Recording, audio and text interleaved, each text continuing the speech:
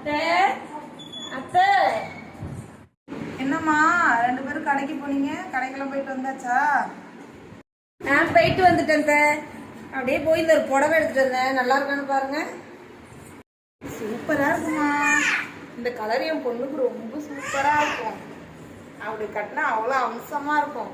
பேசாம இதை அவள்கிட்ட கொடுத்துருமா, நல்லா இருக்கும் அவளுக்கு.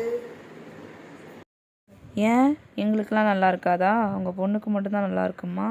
எப்போ பார்த்தாலும் இதே ஒன்று தான் சொல்கிறது. ஏமா உன்கிட்ட தான் பேசுறதுங்க, என்ன கனவு கொண்டு பிடிக்கிற? இல்லத்த, எதை யோசிச்சுட்டு இருந்தேன்.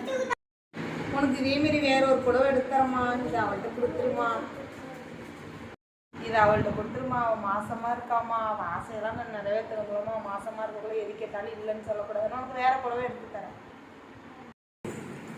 சரித்த, ஷாலிட்ட நீங்களே கொடுத்துருங்க அத்தை. அப்பா எப்படியே பேசி வந்துட்டு இந்த புடவையை வாங்கியாச்சு. முதல்ல என் பொண்ணுக்கு ஃபோனை பண்ணி வர சொல்லணும்.